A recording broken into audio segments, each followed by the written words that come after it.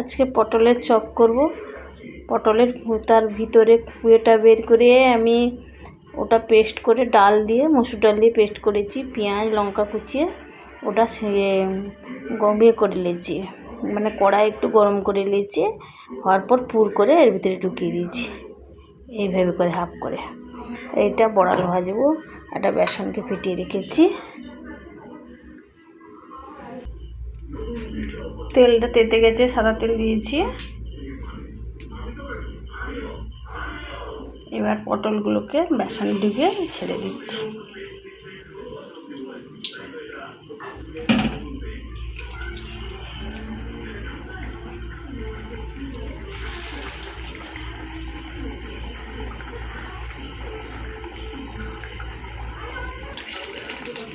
এই 6টা দিয়ে দিয়েছি, আর কটা আছে পরে ভেজে নেব। এরপর আমি পাল্টি করে দেবো। আমি উল্টে দিয়েছি।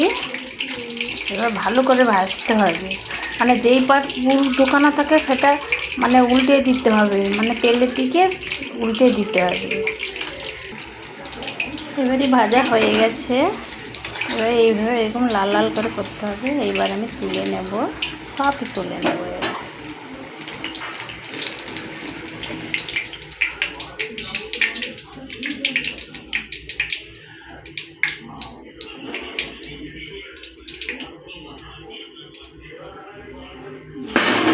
আর যটা আছে আমি সব কিছু ভেজে নেব। ফেলে এক করে সব ফেলে দিয়েছি আমি। এগুলো যে ছিল ভাজা হয়ে গেছে, সব তুলে নিয়েছি। ও যা খেতে, মানে এই পুরটা ঢুকিয়ে এইভাবে করে মসুর ডাল দিয়ে সব কিছু পেস্ট করে সিদ্ধ করে সব কিছু মানে করে নিয়ে মাখিয়ে আর ওর সাথে পেস্টটা ঢুকিয়ে যেরকম মানে পটলটা চপ হয়, হ্যাভি টেস্টি। বন্ধুরা আপনারা খেয়ে কমেন্ট করে জানাবেন, খুবই টেস্টি হয়। এবার বড়ার ভেজে নেবে। এবার বড়ার আমি ছেড়ে দেবো। আজকে মুড়ি খাওয়া হবে রাত্রে। এই তো মাখিয়ে রেখেছি।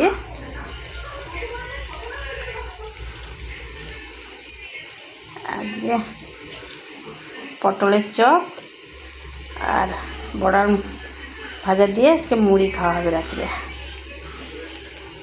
ও গরম গরম টেস্টি। মধ্যে মধ্যে সবসময় কি রুটি খেতে ভালো লাগে না, সবসময় ভাত খেতে ভালো লাগে, মুড়িও মধ্যে মধ্যে ভালো লাগে।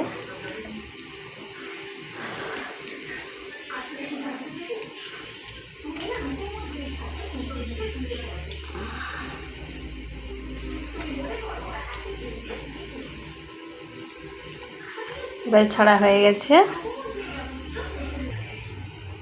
বড়ালগুলো ভাজা হয়ে গেছে। এগুলো এক এক যা আছে ভেজে নেব। এবার আমি তুলে নেব।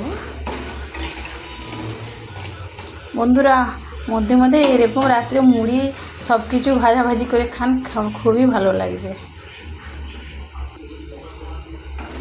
নিয়েছি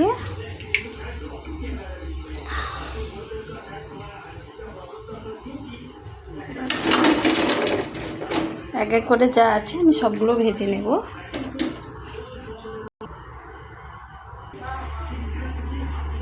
এবার আমার সব কিছু ভাজা হয়ে গেছে।